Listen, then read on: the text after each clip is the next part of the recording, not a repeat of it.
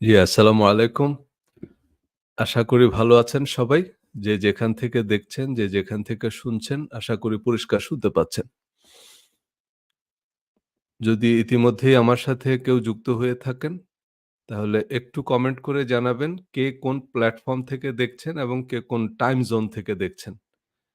কারণ পবিত্র রমজান এবং কোথাও রোজা মাত্র শুরু হয়েছে, কোথাও আম হয়তো এখন বিকাল, কোথাও তারাবির সময়, কোথাও আবার আ ইফতার মাত্র শুরু হয়েছে। সো আপনারা কে কোথা থেকে দেখছেন একটু কমেন্ট করে জানাবেন এবং একটু জানাবেন যে সাউন্ড এবং স্ট্রিমিং সবকিছু ঠিকঠাক আছে কিনা? আচ্ছা, Facebook এবং YouTube এ একই সাথে আম এই লাইভটা সম্প্রচারিত হচ্ছে। সো কে কোন প্ল্যাটফর্ম থেকে দেখছেন এবং সবগুলো প্ল্যাটফর্মে সবকিছু ঠিকঠাক আছে কিনা একটু কনফার্ম করলে আমরা আলোচনা শুরু করব। আ ওকে। আফজাল হোসাইন উনি সিডনি থেকে দেখছেন, ভারত মুর্শিদাবাদ থেকে দেখছেন। আ টুটুল ভাই উনি আ ফেসবুক প্ল্যাটফর্ম থেকে দেখছেন। রুকসানা ইসলাম উনি ফেসবুক থেকে দেখছেন। আ জি, এভরিথিং ইজ ওকে। জি, ইতিমধ্যেই আমার সাথে ১০০ রও বেশি মানুষ যুক্ত হয়েছেন। আপনাদের সবাইকে ধন্যবাদ এবং কৃতজ্ঞতা জানাচ্ছি।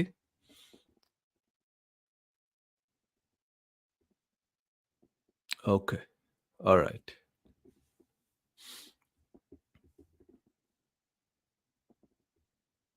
জি। আমরা এই রিলিজিয়াস মাইন্ডসেট এর এই যে রমজান উপলক্ষে যে সিরিজ আলোচনা বা ধারাবাহিক আলোচনা, এই আলোচনায় হাদিসের ভিত্তিতে আ মূলত আমার যে রিলিজিয়াস মাইন্ডসেট 2 নবীর প্রজ্ঞা কি বলার কথা কি বলছি, এই বইটি হাদিসের ভিত্তিতে অর্থাৎ আমাদের যে প্রসিদ্ধ হাদিস গ্রন্থ বিশেষ করে বোখারি শরীফ। এই বোখারি শরীফে কি বলা আছে আ যা আমাদের ধর্ম চর্চায় বা আমরা প্রতিদিন ধর্ম হিসাবে যা চর্চা করি, আ তাতে যে আলোচনাগুলো উপেক্ষিত বা যে হাদিসগুলো একেবারে সিন্দুকে তোলা। আপনি নিজে কখনো ধারণাও করেননি যে আমাদের হাদিসের কিতাবে এই কথাগুলো বলা আছে। সো সেইরকম কিছু হাদিস আমি এই সিরিজে আলোচনা করব। সো আমার রিলিজিয়াস মাইন্ডসেট ১ম যে বইটা 'রিলিজিয়াস মাইন্ডসেট 1' বা 'রিলিজিয়াস মাইন্ডসেট আ বিশ্বাসের ঢেকি গেলা।' সেই বইয়ে আমি মূলত কোরআন কেন্দ্রিক মানে কোরআনের কিছু বক্তব্য, কোরআনের কিছু ভাষ্য, কোরআনের কিছু আয়াত উপস্থাপন করেছি, যেগুলো সচরাচর আমাদের ধর্মীয় আলোচনায় প্রাধান্য পায় না।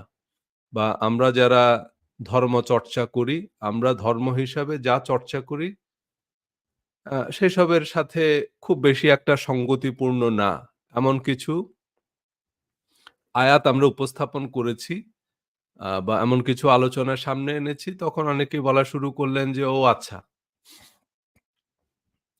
আ তাহলে উনি তো হাদিস মানেন না।" এসব কথা তাহলে তখন আমরা বুঝা শুরু করলাম যে, "ও আচ্ছা, তাহলে এই কথাগুলো মনে হয় হাদিসে আছে।" না, এই কথাগুলো হাদিসে নাই। আমি যে কথাগুলো বলতেছি, বরং এই কথাগুলোই হাদিসে আছে, কিন্তু আমাদের শায়খুল হাদিসরা বা আমাদের আম ধর্মগুরুরা সেই আলোচনাটা সামনে আনেন না। আ এটার অনেকগুলো কারণ আছে, সেগুলো হয়তো পরবর্তীতে আমরা বলব। কারণ ওনাদেরও নিরাপত্তার ঝুঁকি আছে। মানে এই কথাগুলো ওনারা চাইলেও বলতে পারেন না। কারণ যারা সত্যিকারের ইসলামিক স্কলার তারা এসব বলতে গিয়ে নানা রকমের বিড়ম্বনার মুখোমুখি হন। আ কারণ যারা জনপ্রিয় বক্তা আরকি। Facebook, YouTube এ যারা জনপ্রিয় বক্তা যাদের প্রচুর আ ভক্তবৃন্দ আছে তারা আবার ওনাদেরকেও গোমরাহ বলেন, ওনাদেরকেও ইহুদির দালাল-টালাল বলেন। এ কারণে ওনারাও এসব কথা বলতে সাহস পান না। কারণ ওনাদের উপরেও বিভিন্ন রকমভাবে এমবার্গো আসে। যে কারণে ওনারা এই কথাগুলো জানলে বা মানলেও এ কথাগুলো বলতে চান না। কারণ আমাদের আ এই যে ধর্মগুরুদের মধ্যেও নানান রকমের দল, উপদল আছে। এগুলো যদিও সাধারণ মানুষ খুব বেশি একটা বোঝেন না। কিন্তু এত ভাগ আছে এবং এক ভাগের সাথে আরেক ভাগের খুবই শত্রুতাপূর্ণ সম্পর্ক। এক দল আরেক দলকে একেবারেই সহ্য করতে পারে না। সো ইসলামিক স্টাডিজ বলেন বা আমাদের আলেম ওলামাদের মধ্যে বিরোধ কিন্তু ভিতরে, ভিতরে অত্যন্ত প্রকট।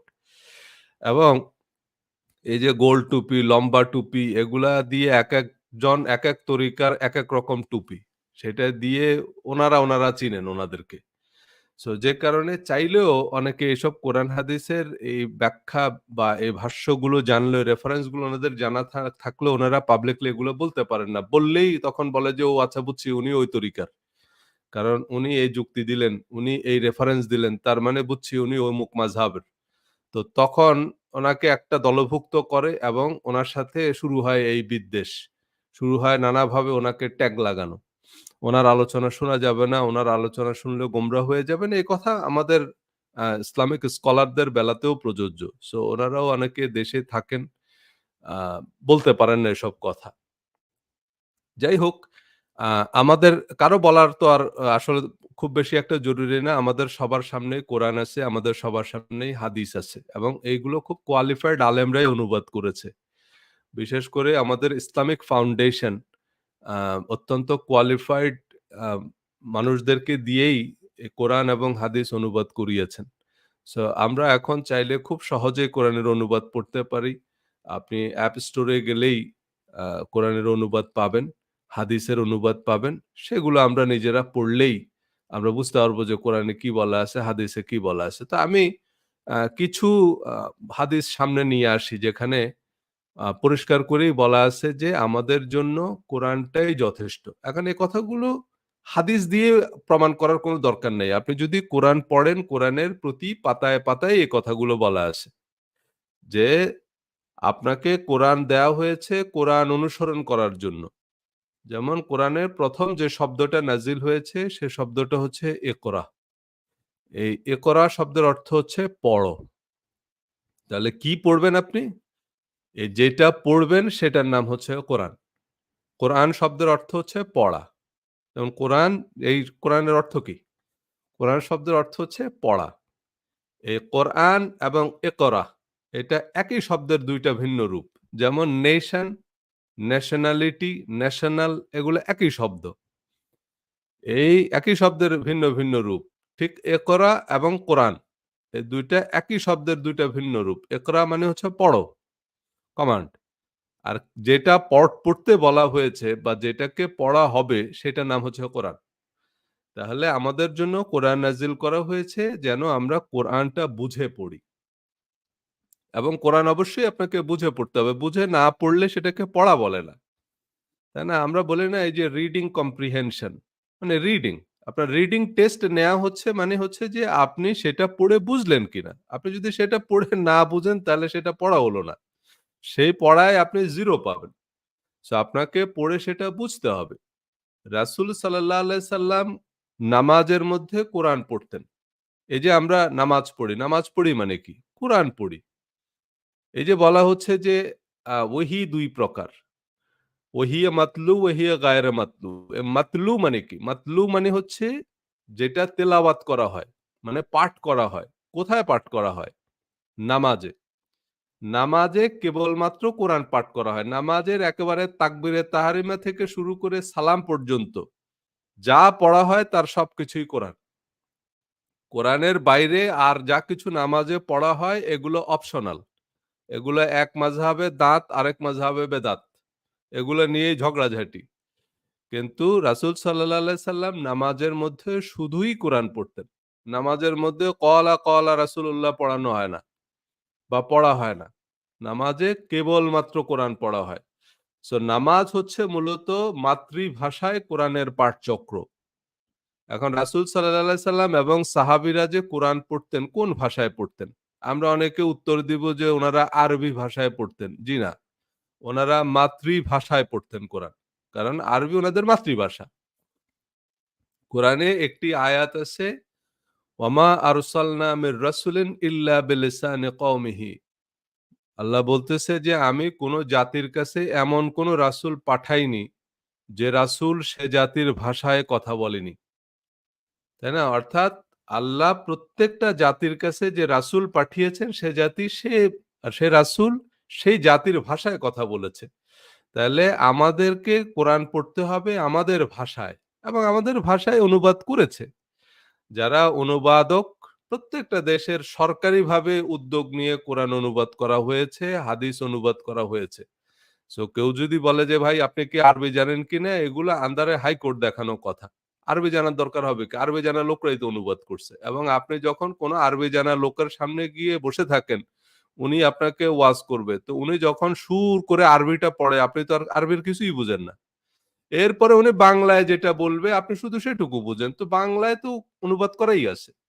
এবং আরেকটা জিনিস আমি আপনাদেরকে বাংলায় কোরআন পড়ার ব্যাপারে এমফাসিস করব যে আরবি যারা অনুবাদ করেছেন, যেমন ধরেন ইসলামিক ফাউন্ডেশন ১ম যখন কোরআন অনুবাদ করে তখন ৫০ জনের একটা কমিটি করছে।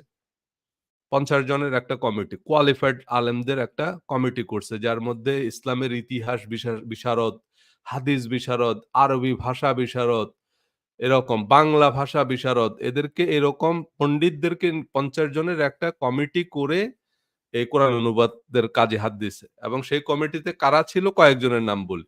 সবার নাম তো আর বলা যাবে না, সবার প্রোফাইল বলা যাবে না সংক্ষিপ্ত সময়। একজন হচ্ছেন আল্লামা কাশগারি। আল্লামা কাশগারি কে ছিলেন?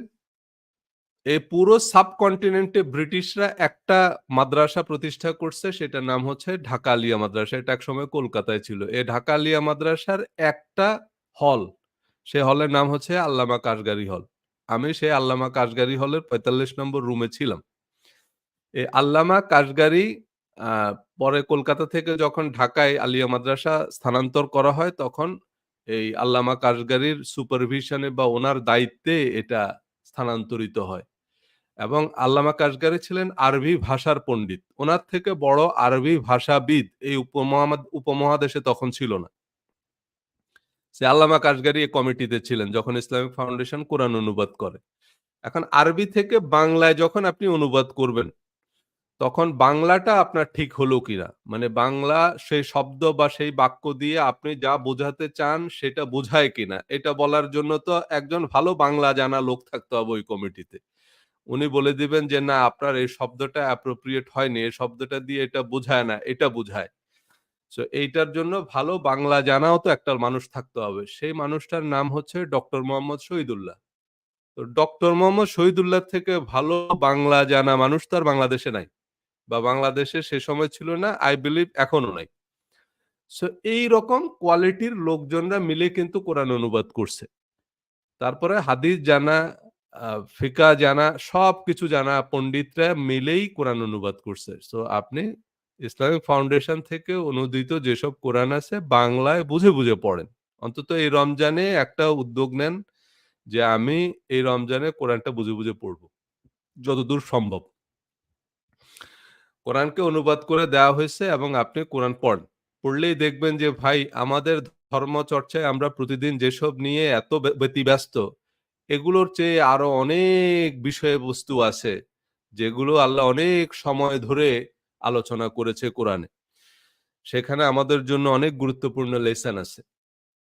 সো সেসব পাবেন। এবং এই কথাগুলোই, এই যে আমি কোরআনের যে মার্কেটিংটা করতেছি, যে আপনারা কোরআন পড়েন, কোরআনের যে রিভিউ দিচ্ছি, যে দেখেন কোরআন আমাদের এই কারণে পড়তে হবে, কোরআন আমাদের এই কারণে পড়া উচিত। এই কোরআনই হচ্ছে আমাদের জন্য হেদায়া। আমরা দুনিয়া আখিরাতে যদি সফল হতে চাই আমাদেরকে কোরআন পড়তে হবে, বুঝে, বুঝে পড়তে হবে। কোরআন নিয়ে চিন্তা করতে হবে। কোরআন নিয়ে আমাদের তাকরার করতে হবে যে ভাই আমি এটা বুঝলাম, আপনি কি বুঝছেন? আপনার ওপিনিয়নটা একটু শেয়ার করেন।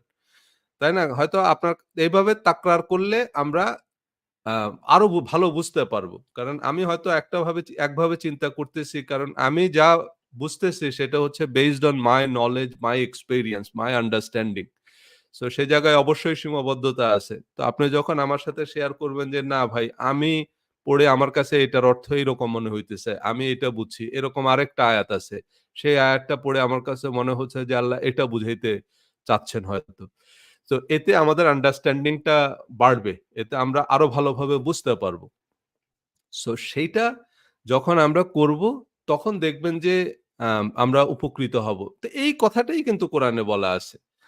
সো আমরা যে এই যে হাদিস, ফিকহ এগুলার উদ্ভব কিন্তু সাহাবা একরামের জমানায় ছিল না। আমরা আস্তে, আস্তে পরবর্তীতে হাদিসের যে ইতিহাস, মানে হাদিস সংগ্রহ সংকলনের যে ইতিহাস সেটাও আমরা একটু দেখব। আ তখন আমাদের কাছে আরো পরিষ্কার হবে। তো আমরা এখন একটু সহিহ হাদিস থেকে বোঝার চেষ্টা করব যে সহিহ হাদিসে আ এই যে কেবলমাত্র কোরআন অনুসরণের কথা যে বলা হয়েছে বা কেবলমাত্র কোরআন অনুসরণ সম্পর্কে আমাদেরকে যেসব ইনস্ট্রাকশন দেওয়া হয়েছে, আমরা গত পর্বে কয়েকটা হাদিস দেখেছি যে রাসূল সাল্লাল্লাহু আলাইহি সাল্লাম ছিলেন আহলে কোরআন। রাসূল সাল্লাল্লাহু আলাইহি সাল্লাম কোরআনকে আহলে কোরআন বলে সম্বোধন করেছেন। যখনই কোনো আ নির্দেশ দিতেন উম্মতকে, সাহাবীদেরকে, তখন উনি তাদেরকে আহলে কোরআন বলে সম্বোধন করতেন। যে, "হে আহলে কোরআন তোমরা ভিতরের নামাজ পড়ো।" এরকম। আহলে কোরআনকে উনি বিশেষ মর্যাদাবান বলেছেন মানব মণ্ডলীর মধ্যে। সো আমরা কয়েকটা হাদিস দেখেছি। আজকে আমরা আরো কয়েকটি হাদিস দেখব। চলুন তাহলে আমরা একটু সেই জায়গায় চলে যাই। সো এই যে কোরআনই যথেষ্ট। হাদিসের কিতাব জুড়ে কেবল কোরআন অনুসরণের কথা বলা হয়েছে। সাহাবায়ে আজমাইন কেবল কোরআন অনুসরণ করতেন অ্যাকর্ডিং টু হাদিস। সো আ চলেন আমরা এখন আরেকটা হাদিস দেখি। এইটা খুব ল্যান্ডমার্ক হাদিস। মানে ল্যান্ডমার্ক হাদিস বলতেছি আমি এ কারণে দেখেন অনেক ঐতিহাসিক ঘটনা আছে। যেমন প্রতিদিন অনেক ঘটনাই ঘটে। প্রতিদিন আমরা এর ওর কাছ থেকে অনেক কথা শুনি। সব কথা আমাদের মাথায় থাকে না। সব কথা আমাদের স্মরণে থাকে না। আ সব দিবস আমরা মনে রাখতে পারি না। কিন্তু এমন কিছু দিবস আছে, এমন কিছু আ বিশেষ আ ম ঘটনা আছে যেগুলা মানুষ ৫০ বছর পরও মনে রাখে। তাই না? যেমন ধরেন ১৬ই ডিসেম্বর। আ তারপরে হচ্ছে ২১শে ফেব্রুয়ারি। এখন ২১শে ফেব্রুয়ারি অ্যা এখন আমরা অনেকের কাছ থেকে সেসব স্মৃতিচারণ শুনি।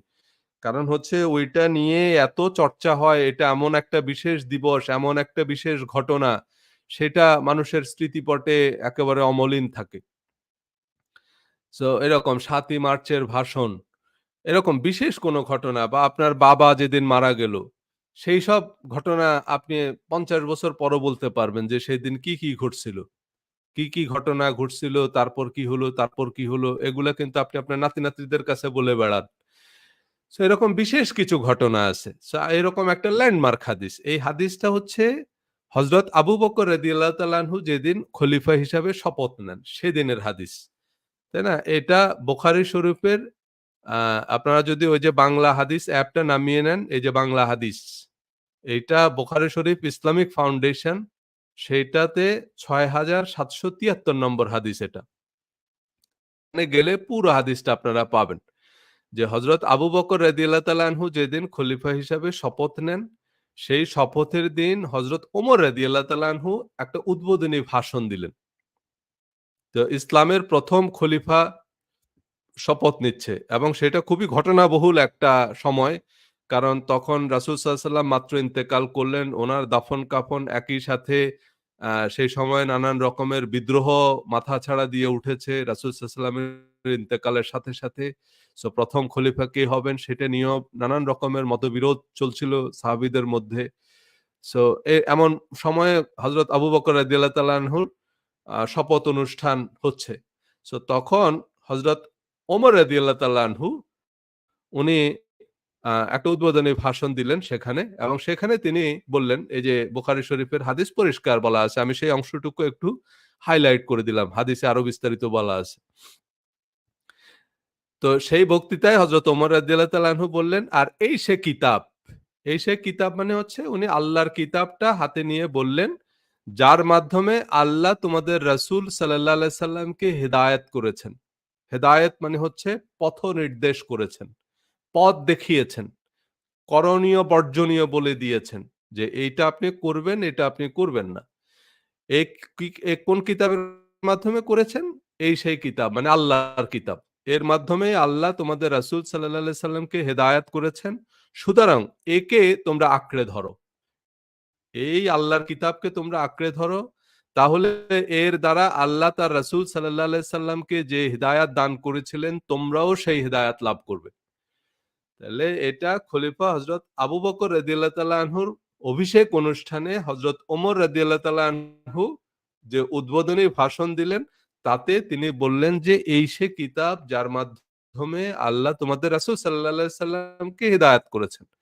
তো উনি তো এর পাশাপাশি আর কোনো কিতাব, আর কোনো কিছুর অনুসরণের কথা বলেননি আমাদেরকে। এমনকি সাহাবায়ে আজমাইন কোরআন ছাড়া আর কোনো কিছু অনুসরণ করেননি। তাই না? সব হাদিসের কিতাবে শুধু এই কিতাবুল্লাহ, কিতাবুল্লাহ, কিতাবুল্লাহ মানে আল্লাহর কিতাব, আল্লাহর কিতাব, আল্লাহর কিতাব অনুসরণের কথাই বলা হয়েছে। কিন্তু আপনি কোন শাইখুল হাদিসকে জিজ্ঞেস করবেন যে, আচ্ছা কিতাবুর রাসূল নামে কোন টার্ম আছে নাকি? এই যে আমরা বলি যে আল্লাহর পাশাপাশি রাসূলকে অনুসরণ করতে হবে। তো রাসূলকে কিভাবে অনুসরণ করব? রাসূলের একটা কিতাব তো থাকতে হবে আল্লাহর কিতাবের মতো। তো কিতাবুর রাসূল নামে কোন টার্ম আছে হাদিসে? এরকম কোন টার্ম আছে যে রাসূল সাল্লাল্লাহু আলাইহি ওয়াসাল্লাম কোন কিতাব রচনা করে গেছেন এবং আল্লাহর কিতাবের পাশাপাশি রাসূলের কিতাবটাও আমরা অনুসরণ করব বা সাহাবায়ে আজমাইন অনুসরণ করেছেন, এমন কোন কিতাব তো নাই। সো সাহাবায়ে আজমাইন শুধু আল্লাহর কিতাব অনুসরণ করেছেন এবং হাদিসের কিতাবে সেই কথাগুলোই বলা আছে। আচ্ছা, এরপরে আরেকটি হাদিস চলেন, এটা হচ্ছে আপনার হাদিস সম্ভার, সেটার ১৪১০ নম্বর হাদিস। এটা হচ্ছে কোরআন পাঠের ফজিলত। কোরআন পাঠ মানে হচ্ছে কোরআন পড়া আরকি। কোরআন পড়ার ফজিলত, উপকারিতা। এসব আরবি টার্ম ব্যবহার করলে অনেক সময় আমরা কেমন জানি একটু রিলেট করতে পারি না। সো এইজন্য আমি একটু সহজ বাংলায় বলব।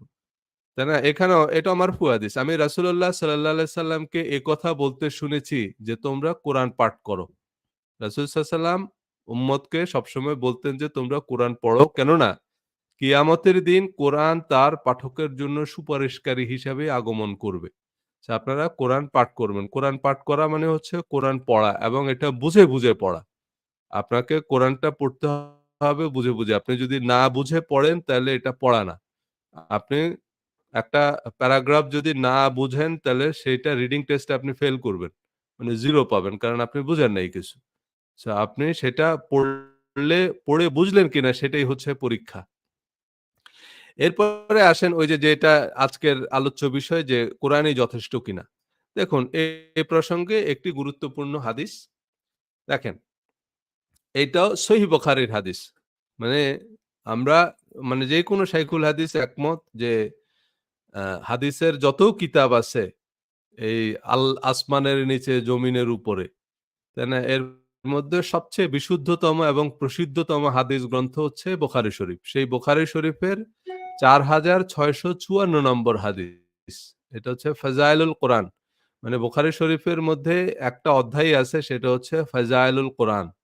মানে কোরআনের ফজিলত। এই অধ্যায় নামে একটা অধ্যায়ই আছে। সো সেখানে ৪৬৫৪ নম্বর হাদিসে বলা হয়েছে যে রাসূলুল্লাহ সাল্লাল্লাহু আলাইহি সাল্লাম বলেন, এই যে এগুলাকে যেগুলাতে রাসূলুল্লাহ সাল্লাল্লাহু আলাইহি সাল্লাম বলেন বলে যে হাদিসগুলো এগুলাকে বলে মারফু হাদিস। মানে হাদিসের মধ্যে আবার রকম আছে। সব হাদিস কিন্তু মারফু হাদিস না। যেমন বুখারী শরীফেরও সব হাদিস মারফু হাদিস না। যেমন আমি শুরুতে যে হাদিসটা বললাম যে হযরত আবু বকরের অভিষেক অনুষ্ঠানে হযরত ওমর রাদিয়াল্লাহু তাআলা আনহু একটা উদ্বোধনী ভাষণ দিলেন। এটা কিন্তু মারফু হাদিস না। কারণ এটা হযরত ওমর রাদিয়াল্লাহু তাআলা আনহুর বক্তব্য। এটা কিন্তু রাসূলুল্লাহ সাল্লাল্লাহু আলাইহি সাল্লামের বক্তব্য না। হ্যাঁ, এজন্য এটা হচ্ছে মওকুফ হাদিস। আর যেটাতে রাসূলুল্লাহ সাল্লাল্লাহু আলাইহি সাল্লাম বলেন এই কথাটা আছে এগুলাকে বলে মারফু হাদিস। সো এরকম মারফু হাদিস আছে হাদিসের কিতাবে 1/3 আর বাকি 2/3 হাদিস এগুলা রাসূল সাল্লাল্লাহু আলাইহি সাল্লামের কথা কাজ ও অনুমোদন না। এগুলা সাহাবীদের কথা কাজ এবং অনুমোদন বা তাবেয়ীদের কথা কাজ এবং অনুমোদন। সো এইজন্য হাদিসের আবার ক্যাটেগরি আছে। সো এটি একটি মারফু হাদিস। রাসূলুল্লাহ সাল্লাল্লাহু আলাইহি সাল্লাম কি বলেছেন? আল্লাহ তাআলা অন্য কোন নবীকে অনুমতি দেননি যা আমাকে দিয়েছেন। মানে অন্যান্য আরো নবীদেরকে আল্লাহ এই প্রিভিলেজ দেননি। কিন্তু আল্লাহ আমাদের নবীকে এই প্রিভিলেজটা দিয়েছেন, এই বিশেষ আ অধিকার দিয়েছেন এবং সেইটা ঠিক উনার উম্মতের জন্য আরকি। রাসূলের উম্মত হিসাবে আমাদের জন্য এটা প্রযোজ্য। সেটা হচ্ছে কোরআন তেলাওয়াত করাই যথেষ্ট।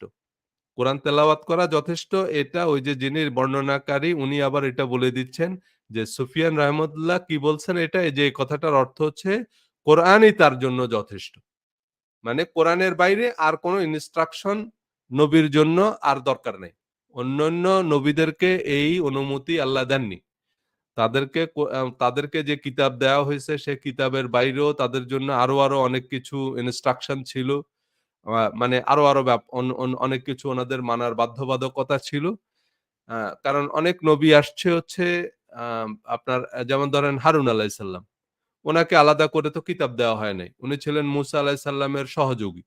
তারপরে ইব্রাহিম আলাইহিস সালামের পুত্র ইসমাইল আলাইহিস সালাম। এখন ইসমাইল আলাইহিস সালামও নবী ছিলেন। তো এখন ইব্রাহিম আলাইহিস সালামও নবী এবং উনার পুত্র ইসমাইল আলাইহিস সালামও নবী। এমনকি ইব্রাহিম আলাইহিস সালামের অন্যান্য পুত্ররাও নবী ছিল। ইসহাক আলাইহিস সালাম, ইয়াকুব মানে এই যে উনার বংশধররা। সো এখন ওনারা কোন কিতাব তাহলে প্রচার করেছেন? ওনারা ওই যে পূর্ববর্তী নবীদের কিতাব প্রচার করছেন।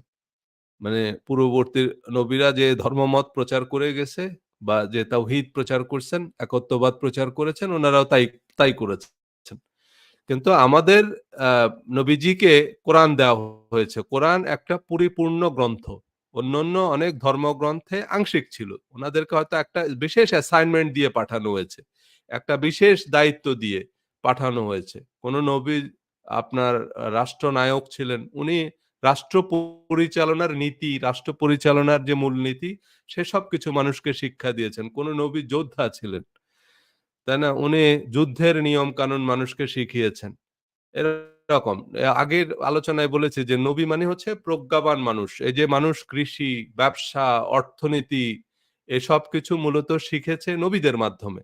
মানে নবী মানে হচ্ছে প্রজ্ঞাবান মানুষ। যেমন অনেকে বলে যে ভাই সক্রেটিস, অ্যারিস্টটল, প্লেটো এরাও তো অনেক প্রজ্ঞাবান মানুষ। এখন ওনাদের সম্পর্কে সুনির্দিষ্ট করে আমাদেরকে কিছু বলা হয়নি, আমরা জানি না। কিন্তু আ তারপরে সানজু, কনফুসিয়াস ওনারা নবী হতে পারেন। মানে we are not sure about that. So আমরা বলতে পারি না যে উনারা নবী ছিলেন বা ছিলেন না। কোনটাই বলতে পারি না। কিন্তু নবী মানে হচ্ছে প্রজ্ঞাবান মানুষ যারা মানব সভ্যতা বা মানব জাতির জন্য জ্ঞান বিজ্ঞানের নতুন দুয়ার খুলেছেন।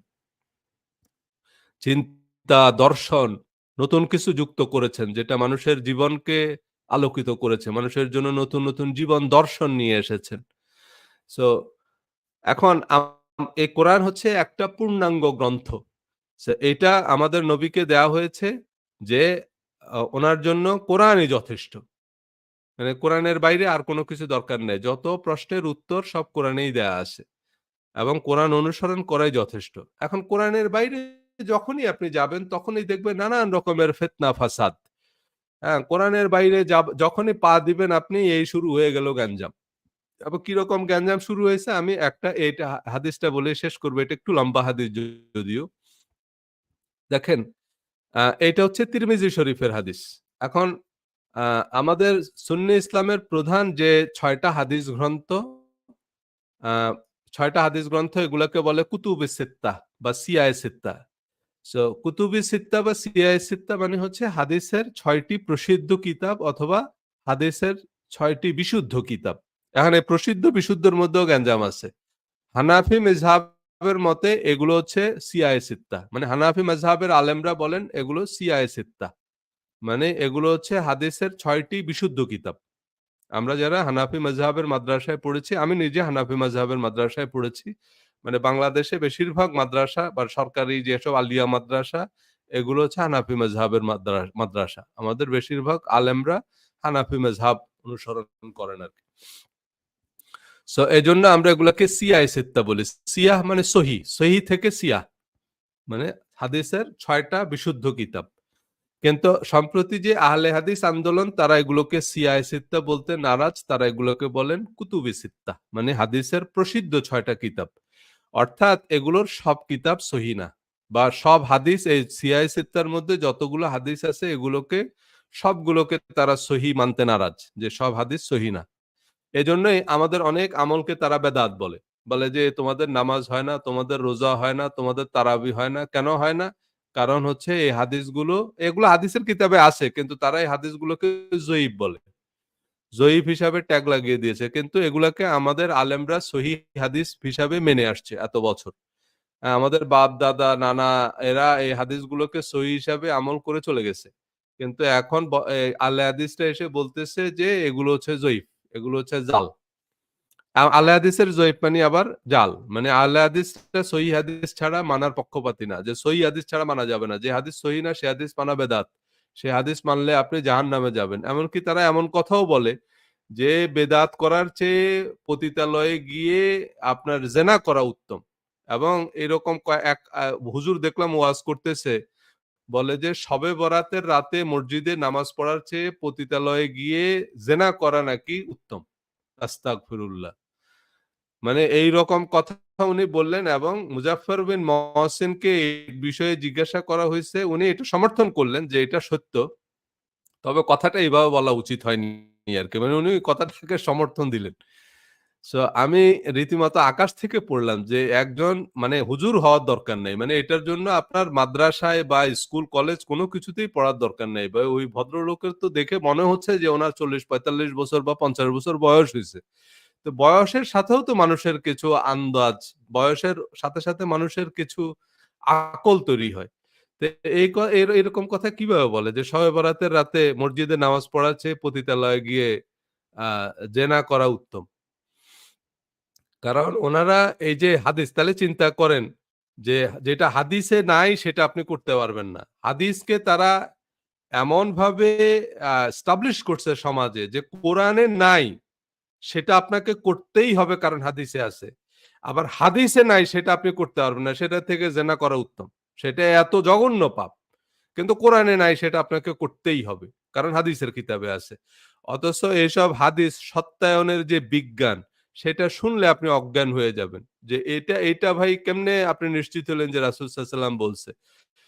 চলেন আমরা একটা হাদিস দেখি এবং এই হাদিসটা হচ্ছে তিরমিজি শরীফ। এবং তিরমিজি শরীফ সিয়ায়ে সিত্তা বা কুতুবে সিত্তার অন্যতম প্রধান হাদিস গ্রন্থ। বুখারী, মুসলিম এর পরেই সবচেয়ে বিশুদ্ধতম হাদিস গ্রন্থ হচ্ছে তিরমিজি শরীফ। মানে ৬ টা হাদিস গ্রন্থ আমরা জানি বুখারী, মুসলিম, তিরমিজি, আবু দাউদ, নাসাই এবং ইবনে মাজাহ। অনেকে ইবনে মাজাহর পরিবর্তে আবার মুয়াত্তা মালিককে সিয়ায়ে সিত্তার মধ্যে হিসাব করেন। যদিও হানাফি মাযহাবের লোকরা মুয়াত্তা মালিককে সিয়ায়ে সিত্তার অন্তর্গত মনে করেন না। কারণ সেটা আবার মালিকি মাযহাবের কাছে গুরুত্বপূর্ণ আরকি। কারণ ইমাম মালিকের আবার আলাদা মাযহাব, মালিকি মাযহাব। সে কারণে মুয়াত্তা মালিককে অনেক হানাফি মাযহাবের আলেমরা সিয়ায়ে সিত্তার মধ্যে গণ্য করেন না। কিন্তু মালিকি মাযহাবের যেসব আলেমরা তারা আবার আ সিয়ায়ে সিত্তার মধ্যে মুয়াত্তা মালিককে গণ্য করেন রাদার দ্যান ইবনে মাজাহ। সো এই যে তিরমিজি শরীফের হাদিস নম্বর হচ্ছে ২৯০৬ গুরুত্বপূর্ণ হাদিস। কিন্তু এই যে এখানে ইয়েলো মার্ক করা আছে। দেখেন এই হাদিসটার মধ্যে একটা আ হলুদ দাগ দেয়া আছে। হলুদ দাগ দেয়া মানে হচ্ছে এটা জয়ীফ। মানে এটা তো এই যে বাংলা হাদিস অ্যাপ এটা আহলে হাদিসদের বানানো অ্যাপ। তো আহলে হাদিসরা এই হাদিসটাকে জয়ীফ হিসাবে ট্যাগ দিয়ে দিছে। তো জয়ীফ কেন? এরকম আপনি দেখবেন যে সিয়ায় সিত্তার অনেক এই হাদিস অ্যাপে যদি পড়েন দেখবেন অনেক হাদিসের মধ্যে তারা এরকম জয়ীফ ট্যাগ দিয়ে দিয়েছে। এর আগেও আমরা আরেকটা হাদিস দেখেছি ওই যে আদাবুল মুফরাদে হযরত আয়েশা রাদিয়াল্লাহু তাআলা আনহা থেকে বর্ণিত একটি হাদিস। সেটাও ইমাম বুখারী সংকলিত হাদিস গ্রন্থ। সেটাকেও তারা জয়ীফ হিসাবে ট্যাগ দিয়ে দিয়েছে। যেমন এই যে আ আদাবুল মুফরাদের হাদিস কিন্তু এটারও আহলে হাদিস ওয়ালারা এটাকে জয়ীফ হিসাবে ট্যাগ দিয়ে দিয়েছে যে হাদিসটা জয়ীফ। সো যাই হোক কিন্তু এটা সিয়াই সিত্তার হাদিস। দেখেন এই হাদিসটায় কি বলেছে আমরা আগে হাদিসটার আমল বুঝি। হযরত আলী রাদিয়াল্লাহু তাআলা আনহু হারিস বিন আওয়ারকে বললেন। তাহলে চিন্তা করেন হযরত আলী রাদিয়াল্লাহু তাআলা আনহু থেকে বর্ণিত হাদিস বা হযরত আলী রাদিয়াল্লাহু তাআলা আনহু একজন আ তাবেঈকে বললেন যে শুনো আমি রাসূলুল্লাহ সাল্লাল্লাহু আলাইহি সাল্লামকে বলতে শুনেছি। মানে হযরত আলী রাদিয়াল্লাহু তাআলা আনহু যেহেতু বলছেন তার মানে এখানে রাসূল সাল্লাল্লাহু আলাইহি সাল্লামকে উনি বলতে শুনেছেন। কি বলেছেন রাসূল সাল্লাল্লাহু আলাইহি সাল্লাম শুনেন মনোযোগ দিয়ে। যে সাবধান অচিরেই ফিতনা ফাসাদ দেখা দিবে। মানে তাহলে দেখেন রাসূল সাল্লাল্লাহু আলাইহি সাল্লাম কিন্তু প্রফেট উনি জানেন ভবিষ্যতে কি হবেন। উনি হযরত আলী রাদিয়াল্লাহু তাআলা আনহুকে বললেন যে অচিরেই ফিতনা ফাসাদ দেখা দিবে। ধর্ম নিয়ে দলাদলি, মারামারি, হানাহানি, ঝগড়াঝাটি শুরু হয়ে যাবে। তখন হযরত আলী রাদিয়াল্লাহু তাআলা আনহু জিজ্ঞেস করলেন যে তা থেকে বাঁচার উপায় কি ইয়া রাসূলাল্লাহ? সেই ফিতনা ফাসাদ তো এখন আছে নাকি? ইনি এরকম বলতেছে, উনি আরেক রকম বলতেছে, ইনি উনারে মানে না, উনি উনারে চিনে না। এটা তো শুরু হয়ে গেছে আমাদের সামনে। কারো মতেই আপনি মোটামুটি ধর্ম চর্চা করতেছেন না। তখন রাসূলুল্লাহ সাল্লাল্লাহু আলাইহি সাল্লাম হযরত আলীকে কি বললেন? যে তা থেকে বাঁচার উপায় হচ্ছে আল্লাহর কিতাব। আল্লাহর কিতাব কোনটা? বুখারী শরীফ না আবু দাউদ শরীফ নাকি কোরআন? কোরআন। তো আল্লাহর কিতাব এবং আল্লাহর কিতাব সম্পর্কে কি বলা আছে আমি একটু হাদিসটা বাংলায় পড়ে যাচ্ছি দ্রুত, আপনারা খুব সহজেই বুঝতে পারবেন। এই আল্লাহর কিতাব সম্পর্কে বলা হচ্ছে যে তাতে আছে তোমাদের এবং পূর্ববর্তীদের এবং পরবর্তীদের খবর। আমাদের আল্লাহর কিতাবের মধ্যে আমাদের পূর্ববর্তীদের খবর আছে এবং পরবর্তীদের খবরও আছে। আমাদের পরে কি কি হবে এগুলা সব কোরআনে বলা আছে এবং আমাদের পূর্ববর্তী একেবারে বনি ইসরাইল থেকে শুরু করে আরো যারা যারা আছে তাদের সবার ইতিহাস কোরআনে বলা আছে। আর তোমাদের জন্য ফায়সালা বিধান, মানে আমাদের জন্য করণীয় বর্জনীয়, আমাদের জন্য প্রযোজ্য যত বিধিবিধান সব কোরআনে বলা আছে এবং এগুলো খুব স্পষ্ট করে বলা আছে। এই হলো মানে কোরআন হলো সত্য মিথ্যার পার্থক্যকারী। হ্যাঁ, এ নিরর্থক নয়। মানে কোরআন আপনি বুঝে পড়বেন না কেন? কোরআন তো নিরর্থক নয়। এমন তো আর না যে কোরআনের কোনো অর্থ নাই। ভাই কোরআন যদি নিরর্থকই হতো, তাহলে তো আপনার ঢোল, বাদ্য, বাজনা এগুলোর সাথে তাহলে কোরআনের পার্থক্য কি? এটা মিনিংফুল তো। সো এটার যেহেতু অর্থ আছে, এটার মধ্যে ইনস্ট্রাকশন দেয়া আছে। সো আমরা যখন কোরআন পড়তে বলি তখন আমাদের শাইখুল হাদিসরা বলে, "না, আপনি শুধু কোরআন পড়লে হবে না, আপনাকে হাদিস পড়তে হবে। কারণ হাদিস হলো কোরআনের ব্যাখ্যা।" এরে ভাই এতক্ষণ বললেন কোরআন বুঝেই পড়ার দরকার নেই। কোরআন নাকি না বুঝে পড়লেও প্রতি হরফে এক নেকি। এখন বলতেছেন বুঝলেও হবে না, আরো ব্যাখ্যা লাগবে, আরো বিশ্লেষণ লাগবে, আরো সারমর্ম লাগবে, তাৎপর্য লাগবে। তো এতক্ষণ তো আমারে বুঝেই পড়তে দিচ্ছেন না।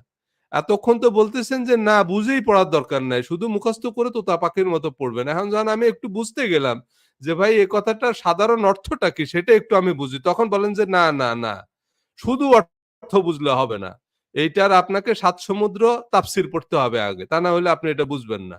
কেন ভাই, আমি আগে অন্তত অর্থটা বুঝি, এরপরে তো সময় থাকলে তাফসির পড়বো, অসুবিধা নেই। আগে তো অর্থ পড়তে হবে আমাকে, অর্থই তো পড়া হয়নি আমার সারা জীবনে। সো যে ব্যক্তি অহংকার বশে তা পরিত্যাগ করবে আল্লাহ তাআলা তার গর্দান ভেঙে দিবেন।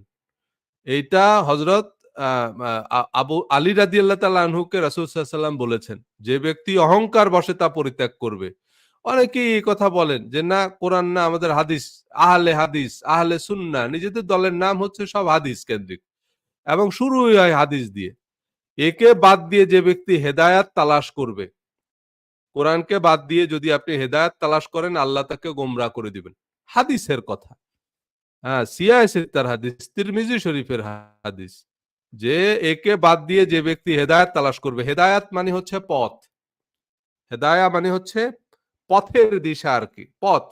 কারণ আপনি এই যে জিপিএস, আমরা কি করি কোন একটা জায়গায় যদি আমি যেতে চাই অ্যাড্রেসটা দিয়ে দিই, এরপরে জিপিএস আমাকে রাস্তা দেখাচ্ছে।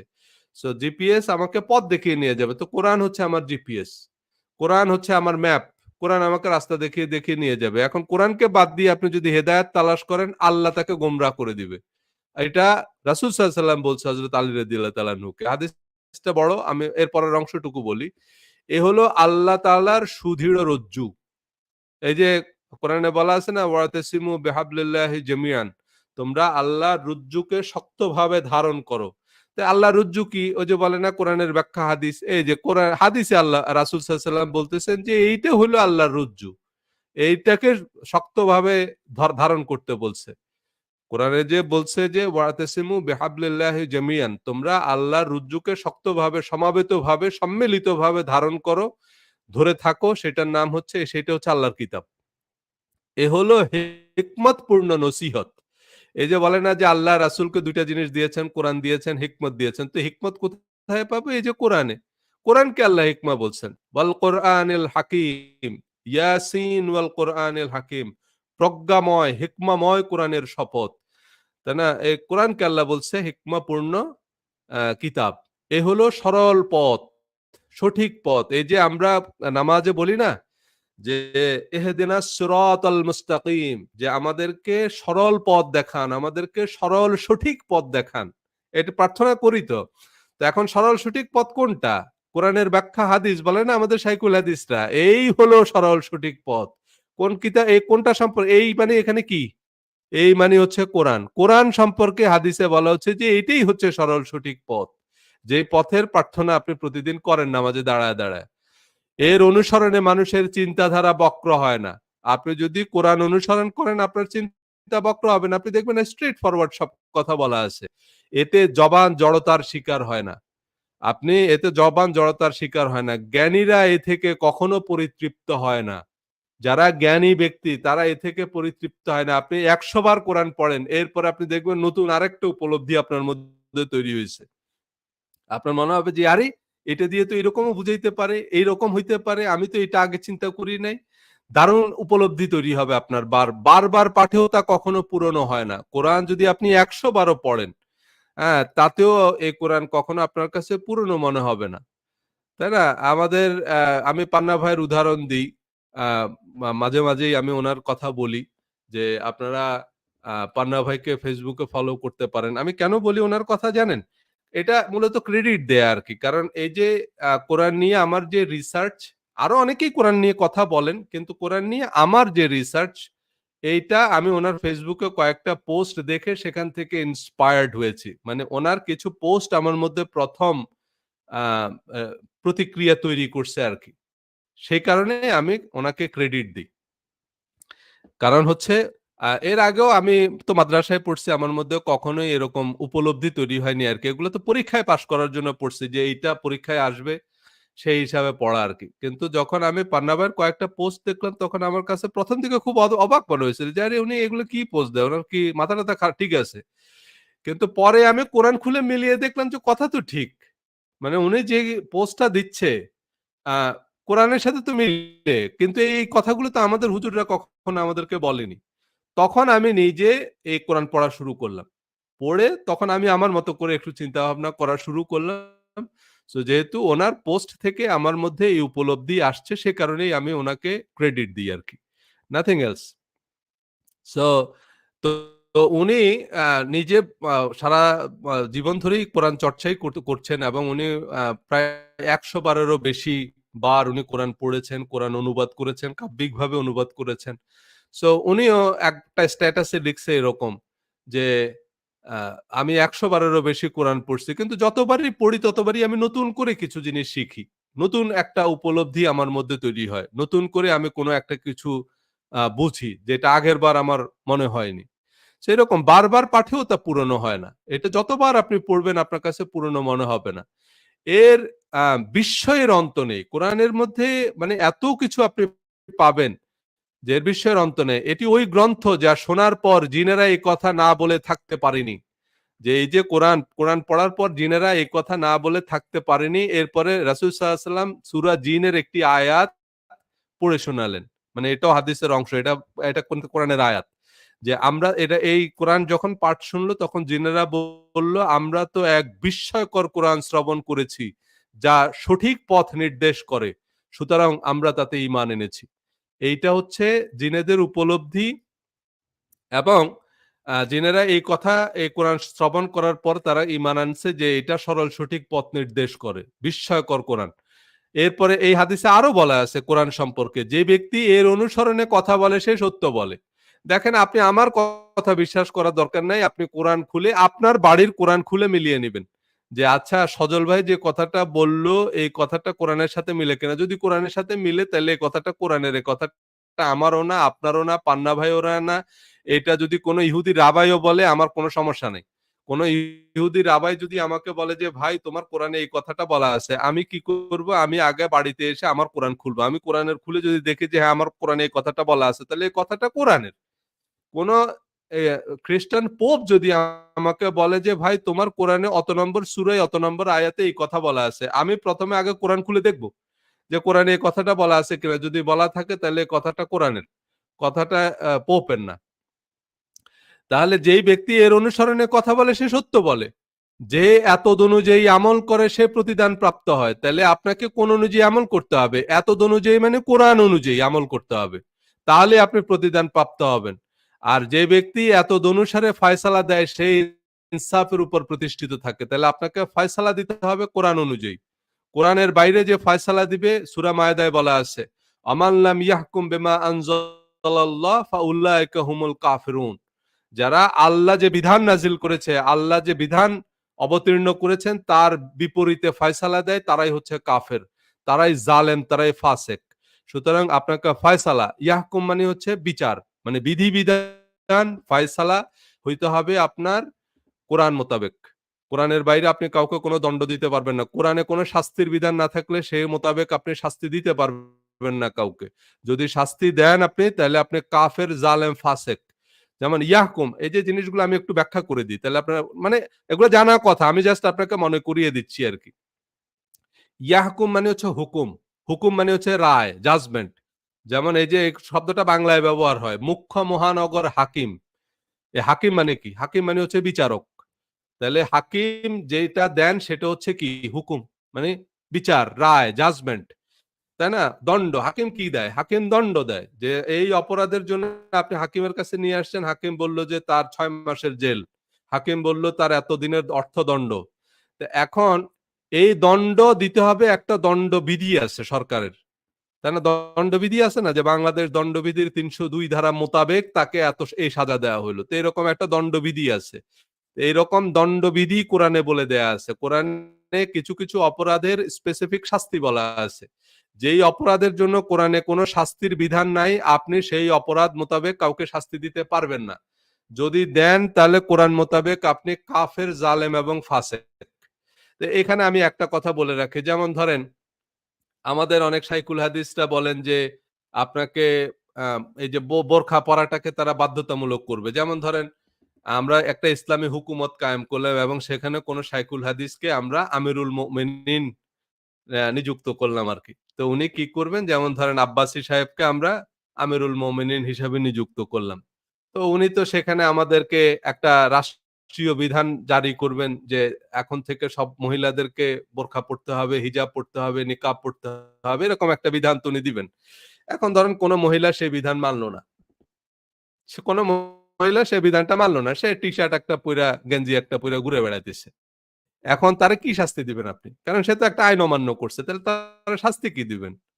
কারণ এই যে সে পর্দার বিধানটা মানল না, এটার জন্য তাকে শাস্তি দিতে হবে তো।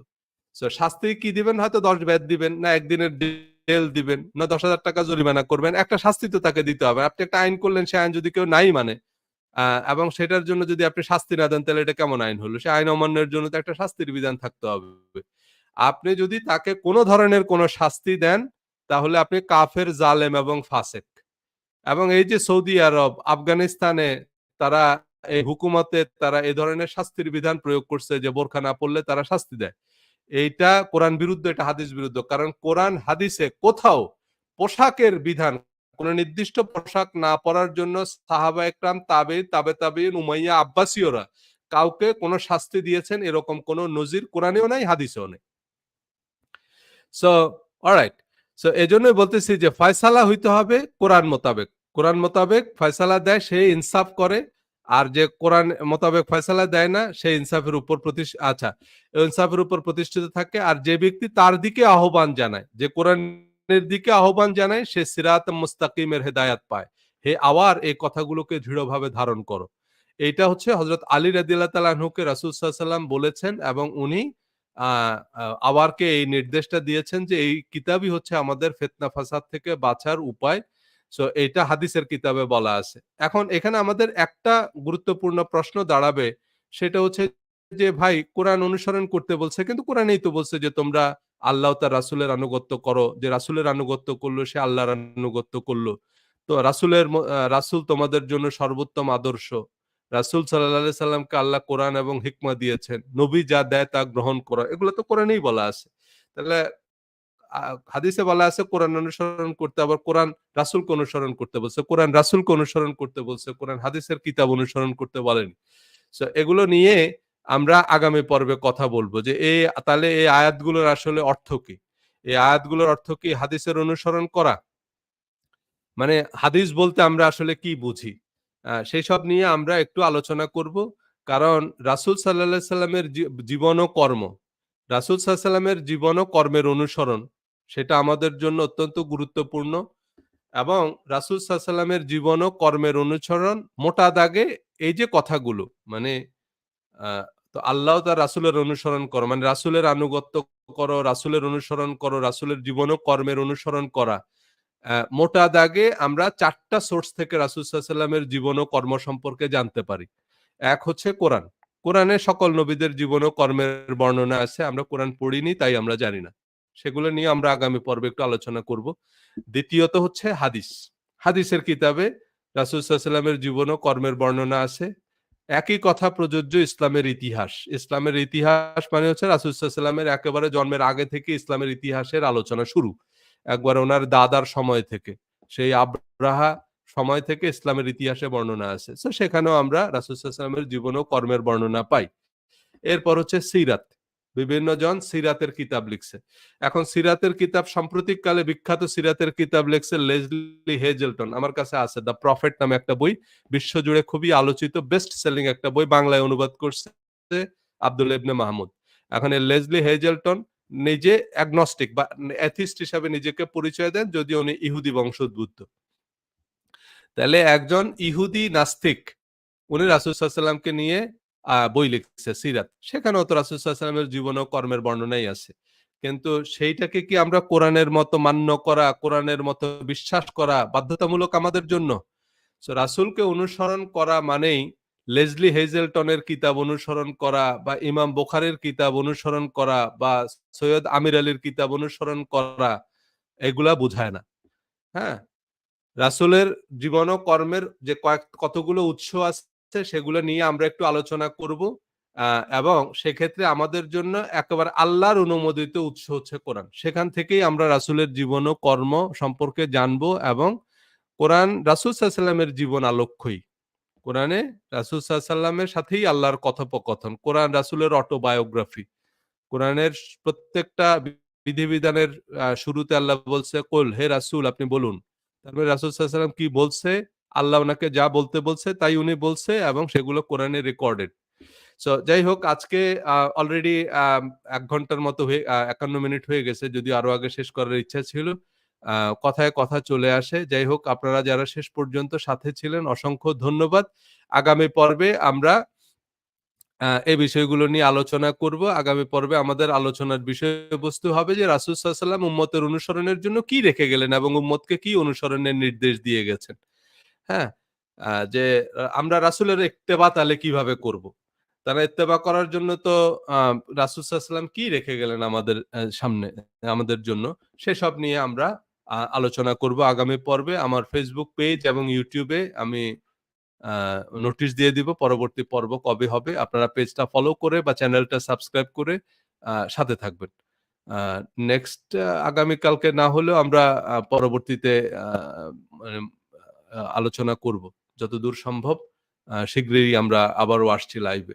সো আশা করি আপনাদেরকে সাথে পাবো। সবাই ভালো থাকবেন, সুস্থ থাকবেন। সবার জন্য শুভকামনা থাকলো।